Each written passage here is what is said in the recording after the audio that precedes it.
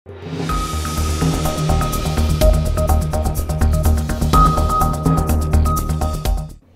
जिलार कुमरगड़िया ग्राम चतुर्धा मूर्तिंकर विग्रह निमंते दारू छेदन पर्व अनुष्ठित हो जाइछि।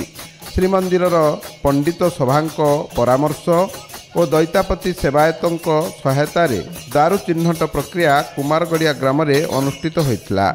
महाप्रभु उद्दिष्ट दारू चिन्हट होगा स्थानीय पंडित कार्तिक चरण पंडा और शुभजीत पंडा प्रत्यक्ष तत्वावधान में सूर्य पूजा सहित नाना पारंपरिक पूजा यह सहित नृसिंह होम करा जायतिला। पूजा होम पर दारू छेदन कार्य संपादित होइतिला। कुमारगड़िया जगन्नाथ मंदिर आज्ञामाल नहीं 6 जन दत्तापति पुरी आसी से मंदिर कीर्तन फीर्तन लेकिन विभिन्न निम गछ देखिले लास्ट रे से माने यही गछटी को चिन्हट करी गले जोटा हमर जगन्नाथ सुभद्रा और बलभद्र विग्रह करिहबो। एही महान पर्व अवसर में ग्रामवासी माने सामिल होई निज जीवन धन्य करथिले। पूर्वरु ग्राम में महाप्रभु को मंदिर निर्माण सरिछि।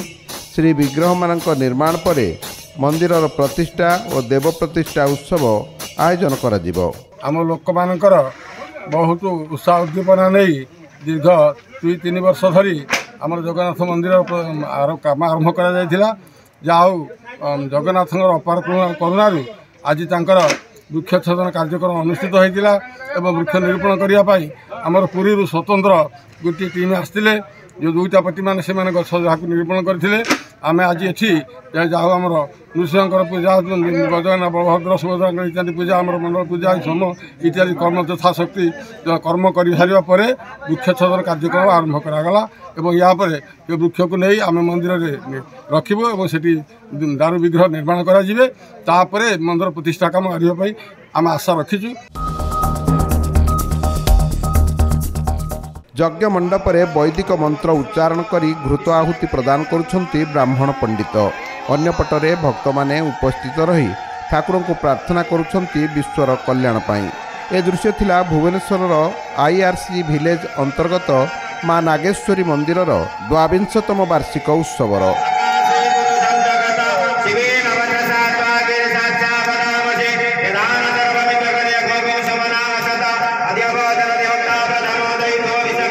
चारि दिन धरी मां को वार्षिक उत्सव में नाना आध्यात्मिक और सांस्कृतिक कार्यक्रम आयोजन कर जायतिला।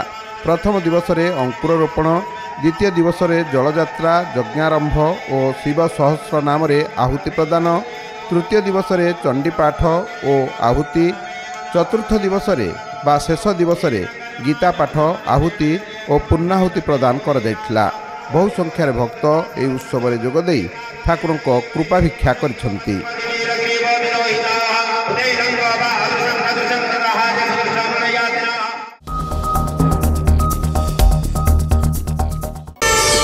प्रार्थना आम आनंदर उत्सव।